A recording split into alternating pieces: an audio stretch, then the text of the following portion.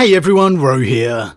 Now, one of the most common messages and questions I've received over the years is asking for advice on which novels to dive into for particular characters or factions. Quite commonly the Heresy, but also the 40k era too. And today I'm going to give some advice and my opinion for novels and stories you can dive into for every faction within the 40k universe. Whatever your favourite tabletop faction, there is some fantastic lore and stories to dive into. And this is probably going to be pretty long, so I'll split it into two parts. Now, Leagues of Votann will be an exception here. As the newest faction to the 40k universe, we are still waiting for them to really get their lore expanded within a selection of novels. So unfortunately I won't be able to include the Leagues of Votann here. And I can only go by books and stories I've personally read myself. There are many stories out there for you to choose from. So these suggestions are just that. Suggestions. When I say every faction, I'm talking as in the tabletop factions. Obviously, I can't do a read for every single Space Marine chapter out there. They don't even have them. However, I will absolutely do some honourable mentions for successor chapters at the end. But with that all out the way, let's just jump straight in. Starting off, we have the Black Templars. Now, for the Templars, there is really only one place to start. And that is the novel Hell's Reach. Many older school fans out there would have read this novel, but if you're new, trust me when I tell you, this one is an absolutely iconic novel of the 40k universe.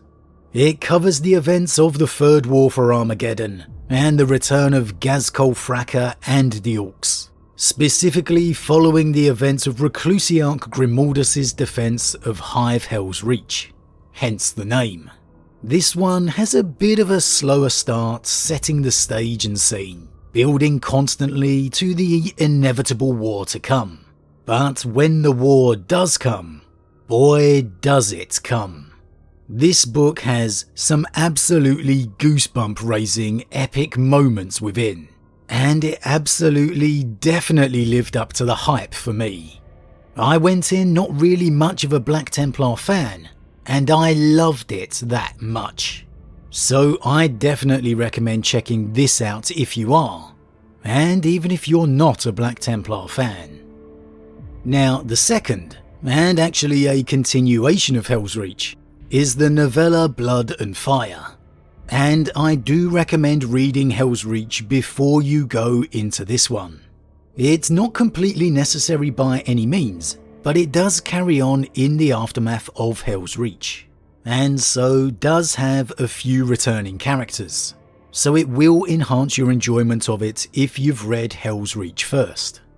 Now here, Reclusiarch Grimaldus receives a warning from a fellow Imperial Fists successor chapter, the Celestial Lions, who appear to be on the verge of extinction thanks to a possible enemy within the Imperium. As a novella, it's much more your short story than a full-on novel, but it's a story that combines mystery, intrigue and action all into one, and really has repercussions that open up the wider 40k universe. So not only developing the Black Templars and Grimaldus more, but also the Celestial Lions story. So it's another highly recommended read here. And lastly, for the Black Templars, I have the novel Helbrecht, Knight of the Throne. It's quite rare to get a novel dedicated to a chapter master's story, so the Black Templars have a bit of a treat here. This one follows High Marshal Helbrecht after his meeting with the returned Primarch Rabute Guilliman, and having personally crossed the Rubicon to become Primaris himself. Here Helbrecht departs on a personal quest following a vision from the Emperor of their Primarch Rogel Dawn. It's not quite in the epic stakes of a Hell's Reach, but it continues the development of the Templars and is a nice spotlight for the High Marshal. And anytime you get a vision of Rogel Dawn, it deserves your attention. So Helbrecht Knight of the Throne is definitely on my Black Templar recommended list. Moving on to the Blood Angels. Now, as undoubtedly one of the most popular chapters out there, the Blood Angels are pretty spoilt for choice in terms of novels. However, the go-to has to be the Dante series for me. And even better, these have all been included in the fairly recent Lords of Blood Omnibus 2. So if you can get your hands on that, you're gonna have some pretty great value, awesome reading ahead. Now, the first novel in the series is the novel Dante, which mainly focuses on the Chapter Master himself. It spends its time between the Chapter Master facing the challenge of High Fleet Leviathan's first emergence into the galaxy, pressing forwards towards the Blood Angels' homeworld, and showing us the history of Dante, the boy he was originally, and his induction into the chapter. It's a good bit of development and insight into one of the most beloved characters in the lore. It's the second installment in the series, however, where the story really kicks up a notch for me. One of my all-time favourite reads, The Devastation of Baal. This is the story of the Blood Angels and their successor chapters making their stand against Leviathan. And it's an absolutely epic encounter. I've raved about this one over the years as one of my favourite novels, and it remains so today. It's not complete action, there's plenty of dialogue and continuing development of Dante's relationship with Gabriel Seth, Chapter Master of the Flesh Tearers. But the real meat of this one is being inside Dante's mind, as he faces the extinction of not just the Blood Angels, but Sanguinius's entire legacy. This one is one for the ages. The third installment in the series is Darkness in the Blood, and this follows Dante as he begins his journey as Warden of Imperium Nihilus, rebuilding the chapters of the Blood and marshalling the defense of the new Dark Imperium. This one also heavily features Chief Librarian Mephiston, having to face the consequences of his own rising power. If you're interested in the current Imperium, this one is for you. One of the very latest sightings we have of Dante prior to the Arcs of Omen campaign. It doesn't quite reach the heights of Devastation of Baal, but in terms of lore and information, it's a goldmine. Again, all three of these stories were included in the recent Lords of Blood Omnibus release, so I do recommend trying to grab that one if you can. I will also throw out a quick mention for the original Blood Angels Omnibus, which followed the adventures of a Marine named Raffen. It's a bit of an older school lore read now, but a good story never ages. If you're looking for a good, simple, straight up Blood Angels read, you can't go wrong diving into that. However, moving on, next up we have the Dark Angels. Now, the obvious pick here is the novel The Lion Son of the Forest. This is the story of Primarch Lion L. Johnson's return to the galaxy, him attempting to learn and come to terms with the galaxy around him. Almost essential reading for any lore fan out there, with the return of the second loyal Primarch to the Imperium. And if you're a Dark Angels fan, well, really, it's absolutely mandatory. The Dark Angels are quite similar to the Blood Angels in the sense that they've had quite a few novels over the years. The Space Marine conquest novel War of Secrets follows the introduction of the newly arrived Primaris Marines to the chapter. Angels of Darkness is an old school classic. However, I'd probably say the omnibus Legends of the Dark Angels represents a good choice. Again, omnibuses always represent fantastic value if you're lucky enough to have one for your faction.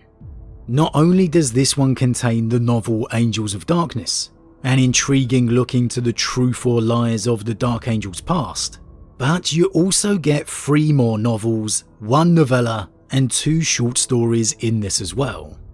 Angels of Darkness aside, you have the Purging of Cadillus, Azrael Protector of Secrets, The Eye of Ezekiel, Dark Vengeance, Easy Prey, and Malediction.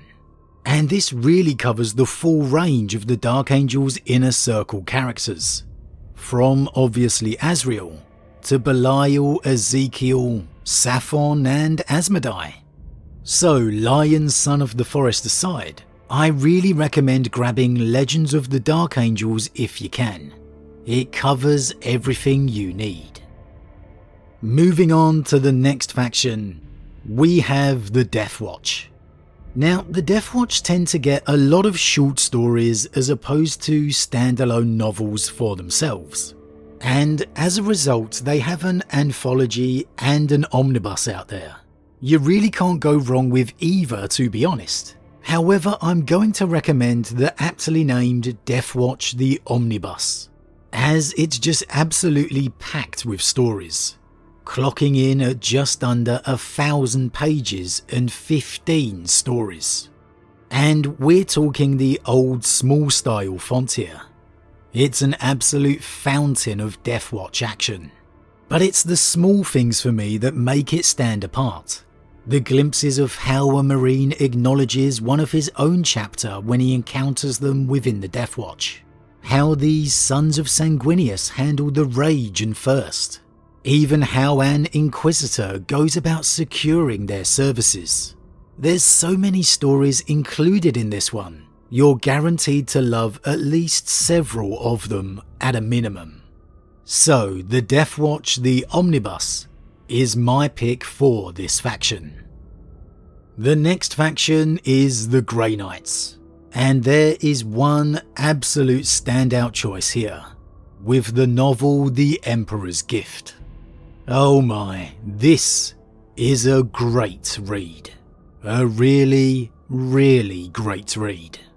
Here you have the story of the Grey Knights facing Angron during the First War for Armageddon, and then the resultant Months of Shame conflict after, against the Space Wolves chapter. You get to see how the Grey Knights not only fight alongside one another, but how they interact, how they feel, what life is truly like for a Grey Knight, and how they felt about being dragged into conflict with the Space Wolves by the Inquisition.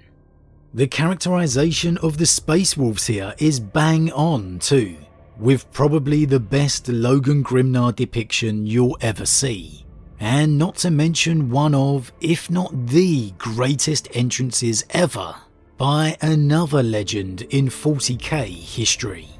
It's one of the best 40k reads out there, and it is absolutely for me, the best Grey Knight story I've ever read.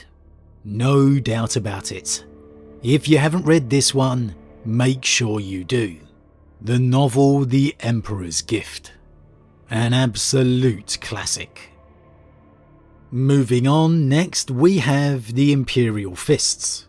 There's a couple of options for the Imperial Fist chapter here. The Space Marine Conquest novel Apocalypse is a very enjoyable story of the Imperial Fists defending an ecclesiarchy world, alongside a task force of other Astartes, made up of Raven Guard and White Scars. And I definitely recommend it. Check it out if you haven't, or even if you're a fan of the Word Bearers too, because they make an absolutely fantastic villain in this one. Another Space Marine Conquest novel, Fist of the Imperium, is an entirely Imperial Fist focused one, with a little Deathwatch action mixed in, as the two tackle a Genestealer cult infestation. A little investigation elements mixed in with action in this one, so another good option if you're an Imperial Fist fan. However, I have to say my favourite depiction of the Imperial Fists comes from the novel Shroud of Night. Now this is technically an Alpha Legion story, as the warband attempts to infiltrate the Imperial world of Sudreka, a world coming under invasion from the World Eaters. And what follows is an absolutely rip-roaring ride of action. It's got everything from Khan the Betrayer to Saint Celestine. However, it's Captain Dysorian of the Imperial Fists who absolutely steals the show. Despite the overwhelming odds, despite the completely desperate situation, the guy just doesn't even give an inch. An absolute warrior and true son of Dawn. He would make Rogel proud. It may be a story from several points of views, but I would definitely say give this a shot if you're an Imperial Fist fan. It certainly made me love the chapter more than I'd ever had before. Now moving on, the next faction we have is the Iron Hands. And this one is one of the very few times I'm going to suggest novels I haven't personally read, as I am personally yet to dive into these. The Iron Hands haven't had many large appearances in the novels, so there isn't a huge big selection out there. However, they do have their own series, the novel The Eye of Medusa, followed by its sequel The Voice of Mars. So if you're an Iron Hand fan, this obviously is the best starting point. However, again this time I'm recommending them because they're Iron Hand focused, not because I've read them myself. So maybe read some reviews before diving into them for yourself. Moving on, we have the Raven Guard.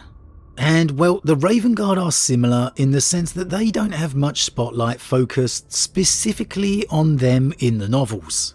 So there's not a particular series I can recommend here. Plenty of short stories and appearances in other novels, but not much standalone by themselves. I will also quickly mention here that the Raven Guard really get huge treatment back in the Horus Heresy series. So definitely consider going back and checking out the Legion and Primarch's history if you're a Raven Guard fan. But for 40k era, I'm going to recommend Space Marine Conquest's Apocalypse again, as I did for the Imperial Fists. It's far more an ensemble story, with the Imperial Fists, White Scars and Raven Guard working together, but it's a very enjoyable one.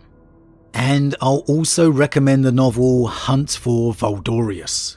Again, more of a White Scars focused story, but it covers the White Scars and Raven Guard's difficult relationship as they attempt to work together. Two legendary characters of their chapters, Corsaro Khan and Shrike, coming together. You can't go wrong. And as a special mention, I will mention the story Deathwatch, which yes follows the Deathwatch. There's a great moment within this of how the Raven Guard interact with their successor chapters. The kind of moments you want to see in the lore, and definitely worth checking out if you're a fan of the Raven Guard. Now moving on to our next faction, we have the Salamanders. There's really only one place to go for the Sons of Vulcan, the Tome of Fire series, the Salamanders Omnibus. The Omnibus contains the Tome of Fire trilogy, the novels Salamander, Fire Drake, and Nocturne. And though it primarily follows the lives of two Salamanders, Dakir and Sugan, particularly their rivalry against each other, it really has a who's who of Salamander characters within it too, witnessing the rise of Adrax Agatone, and including some great screen time from Chapter Master Tushan and Vulcan Heastan. Seeing these two iconic characters not only interacting with each other, showing their brotherhood, but also being able to see them go to war, including Tushan facing down a literal dragon. This trilogy has absolutely got you covered for Salamander action, and I personally really enjoyed it. There's also a fourth book in the series called Rebirth, but I haven't read that one myself. I'm also going to recommend the short story The Burden of Angels. A great little story showcasing the respect and friendship between not only the Blood Angels and Salamanders chapters, but also importantly Dante and Tushan. A perfect glimpse of why Dante respects the Salamanders chapter master so much. A great little short story read. Now moving on to the Space Wolves. And the Sons of Russ are another chapter spoilt for choice here. Like Grey Knight fans need to read The Emperor's Gift, so do Space Wolf fans, covering the months of shame conflict against the Inquisition. It really deals with an iconic part of Space Wolf lore, and as I said previously, has the best portrayal of Logan Grimnar ever, showcasing why this guy is such a legend. And again has an entrance for the ages from another icon that, as a Space Wolf fan, trust me, you need to see. However, The Emperor's Gift aside, I'll also recommend Battle of the Fang. As the name suggests, this one covers the iconic moment of Magnus the Red's invasion of the Fang in Vengeance for Prospero. Here, with the Space Wolf chapter off on a fool's quest, you get to see a token force of defenders attempting to hold out against the full might of Magnus and the Thousand Sons. You get to see the true events of the legendary stand of Bjorn against Magnus the Red. What more do I need to say? This is a great one. Not technically modern day Imperium, but it is post-heresy. I will give a mention here to the Dawn of Fire series novel The Wolf Time. It's not in the category of the reads I've just mentioned, but it does show how the Wolves reacted to the return of Guilliman and the arrival of the Primaris, with Guilliman even coming to Fenris itself, so it's definitely worth a read. And lastly, I would be remiss if I didn't mention the Ragnar Blackmane series. This is an older school series now, but it literally follows Ragnar Blackmane from his very recruitment and induction into the chapter, and his then rise up to Wolf Lord. It spans over 2 omnibuses, including the titles Space Wolf, Ragnar's Claw, Grey Hunter, Wolfblade, Sons of Fenris, and Wolf's Honor. And really, if you just want some great old school stories that will keep you occupied for a long time, this is really ticking the boxes. Now, there's many more Space Wolf stories out there, but I think those are definitely the best starting points and really must read for Space Wolf fans. Now, moving on, we have the Ultramarines, the Boys in Blue. Okay, so maybe the most logical one is the Dark Imperium trilogy here. Pretty much the mainline story for the Imperium, following Rabute Guilliman as he ends the first stage of the Indomitus Crusade, heading to Ultramar to face his brother Mortarion. The trilogy is made up of the novel Dark Imperium Plague Wars, and Dark Imperium Godblight. This takes you into the mind of Guilliman as he's doing everything he can to save humanity. You get to see his reorganizing of Ultramar, his feelings of the Imperium's faith, his father the Emperor, his reflections on his departed brother Primarchs, and facing Mortarion.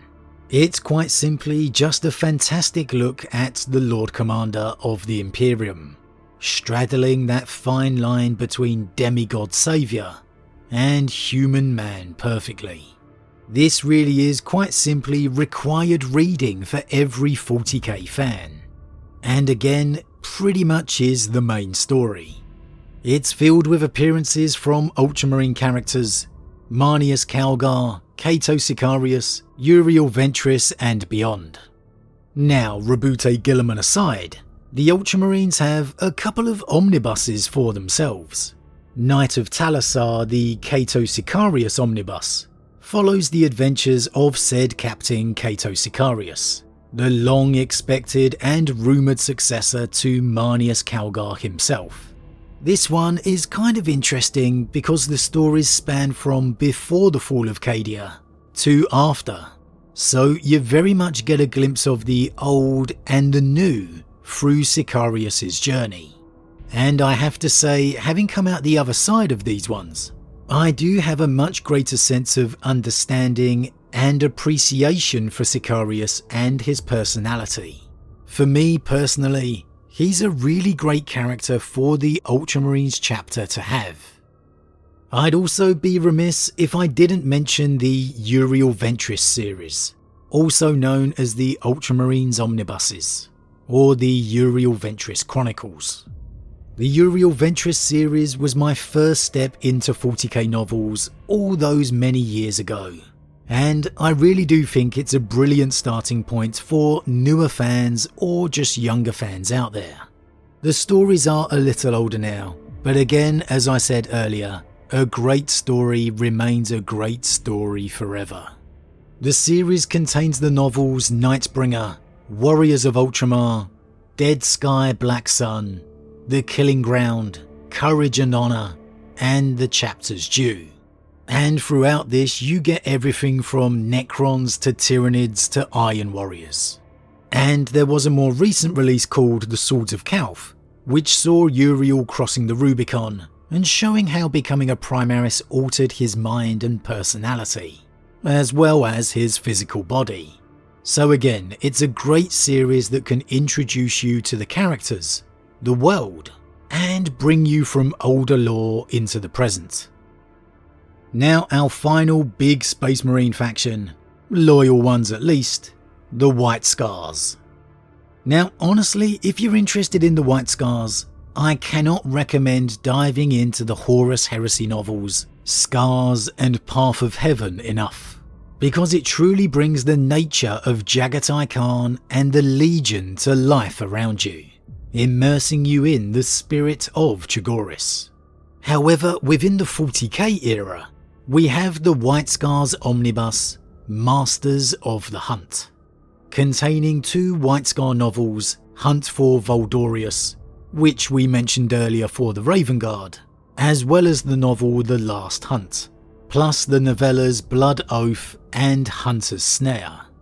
You get some great development and fleshing out of Corsaro Khan here, a little hint and tease of a certain Kargan within the Webway, and even some time upon Chogoris itself.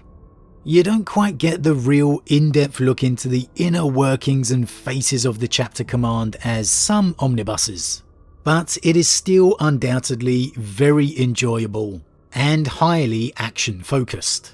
So again, Masters of the Hunt Omnibus.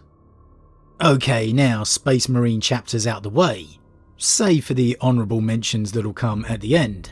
We are now on to the Adepta Sororitas. Now, there are a ton of Sisters of Battle novels and appearances out there. They're pretty heavily focused on within the Dawn of Fire series, for example. However, the one novel that really stands out for me is Mark of Faith. This one follows a Sister Evangeline as she's seemingly blessed by the Emperor and undergoes an epic mission to cross the Great Rift. Quite simply, this one is absolutely fantastic. A great look into not only life within the sisterhood, but also showcasing how just as strong the comradeship and relationships between the sisters can be as the Adeptus Astartes. Off the top of my head, the best Adepta Sororitas novel I've ever read. Mark of Faith is an absolutely great one. I'm also going to give a shout out to the novel The Book of Martyrs. This one is actually 3 separate short stories or novellas all contained within, and they're each very enjoyable, but the martyrdom of Sister Anarchia is the absolute highlight for me. This one's a short story of a sister captured by the Tau Empire and interrogated for information regarding an appearance of a saint of the Emperor. as the Tau were seeking to understand and replicate this power for themselves. A bit of a different kind of story to usual, but very, very interesting. And as I said, even with these two recommendations aside, there's a whole host of Sororitas stories out there. So there's plenty to find and dive into.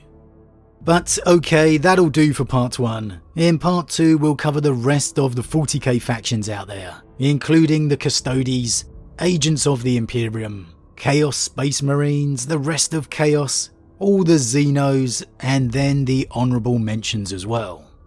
I hope these recommendations will help some of you find some new reads to dive into, or point some newer fans of the lore in the right direction. But as always, a huge thank you to all my subscribers for your support. If you're new, please consider subscribing to help the channel grow. And if you enjoyed this particular vid, then why not drop a like on it too. But with that said, I am off, and I'll see you all again real soon with part 2.